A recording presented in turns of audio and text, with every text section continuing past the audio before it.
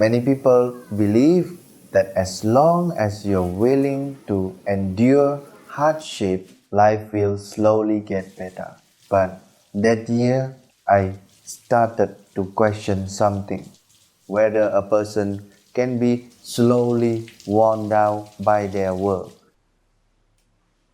Hello everyone, I'm John, an ordinary man living and working in Guangdong, China. I started working when I was 18 and it's been 22 years now. You might have your own ideas about what the workplace in China is like. You might think it's no different from anywhere else, but that may only be what you see from the outside. In this video, I want to take you into a part of my past, a job that I still remember very clearly to this day.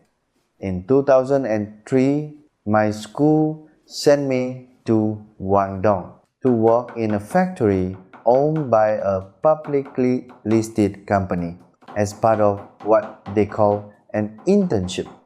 It was a factory that processed metal powder. The machine ran 24 hours a day with 3 shifts, each lasting 8 hours.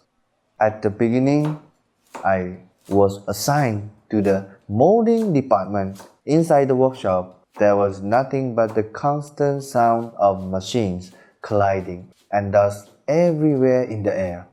That was when I first realized this was not a world I was familiar with. After work every day, I didn't feel like I was working out. It felt more like I was crawling out of that place. My hair, my face, my clothes, my shoes, not a single part of me was clean. Even with a mask on, my nose was still filled with dust. After a week, I was transferred to the first stage of the production process. There, we had to mix different type of metal powder, add glue, stir everything together, and turn it into very fine particles. The first time I walked into that workshop, I froze. In that moment, I didn't even know whether the place I was standing in could be considered a normal job. At the beginning, I didn't feel much. I just thought it was dirty, really dirty. I put on gloves and a mask and did the simplest task. But even the simplest movement couldn't keep you from being covered in dust. The machines were always running, constantly crashing and pounding. There was not a single moment of silence, and I just had to keep listening. Yes, there was no hearing protection at all. There was also a furnace in the workshop with a temperature reaching 800 degrees. All the heat stayed inside the room, and with the mask on, everything felt suffocating. Sweat ran down my face, and when I wiped it with my sleeve, it left black streaks behind. Sometimes I had to work with glue. It would stick to my clothes and my shoes, and then metal dust would stick to it. Once it dried, there was no way to wash it off. Over time, my clothes became patchy, hard, and dirty. In the end, my shoes had to be thrown away. There was no way to clean them. During meal breaks, things became the most awkward. Inside the workshop, you couldn't really feel how dirty you were. And no one looked at you differently because everyone was the same. But when I went back to the dorm and stood in front of the mirror, I suddenly felt like I came from another world. After taking off the mask, only a small part of my face still looked like my real skin. Everything else was covered in dust. I would quickly wash everything above my neck, then take my bowl and go to the cafeteria. But I didn't dare sit down to eat.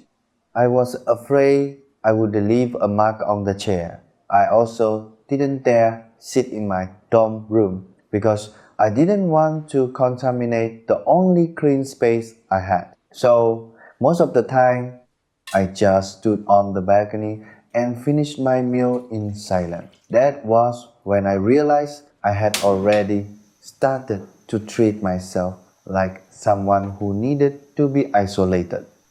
After work, the first thing I did was take a shower. It wasn't a habit. It was because I was so dirty that I didn't even want to touch myself.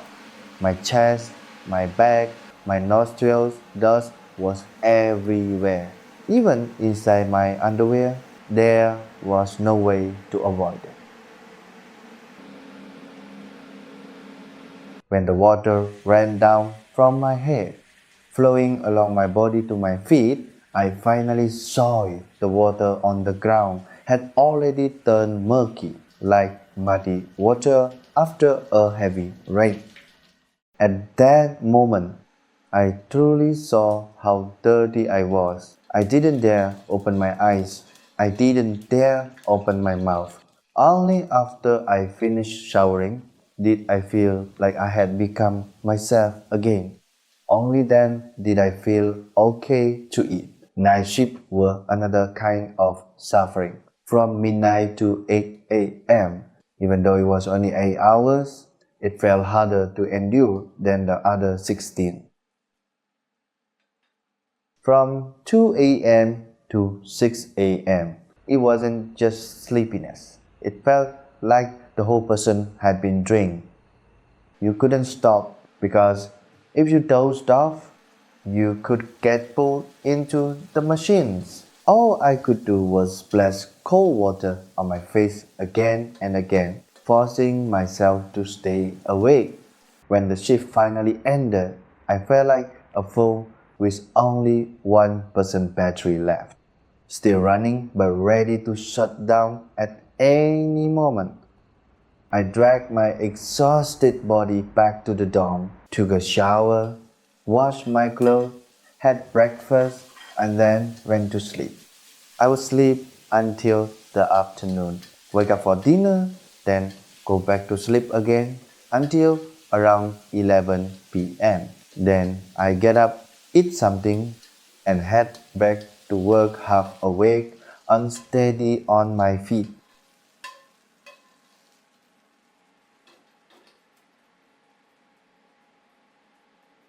During that time, my life was almost entirely repetitive. Work, eat, sleep, the same 3 points over and over again. You didn't need to think, you just had to do. Every time I walked into the workshop, I had no idea how the day would pass. And when I got off work, all that was left of me was exhaustion and a body covered in dust. Some classmates asked me, "Are you tired? Is this job worth it?" I didn't answer right away because I was asking myself the same question again and again. What exactly am I doing? Am I working or am I just being slowly worn down? It was draining my energy and wearing down my body. I stayed there for a year. Later, a senior helped transfer me out. It wasn't a long time, but that year is something I still remember very clearly. Not because anything big happened, but because it stayed with me. Looking back now, that year was truly hard, but it also made me understand something. Some experiences, when you are going through them, you feel like you're just enduring them, but later they become a part of you.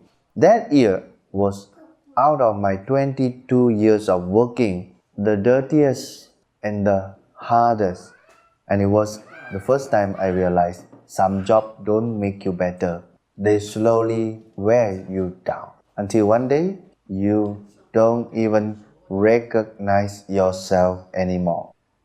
This was one part of my working life. If you are interested in real stories like this, you can subscribe to my channel. I'll continue to share my experiences from all these years of working. Bye bye.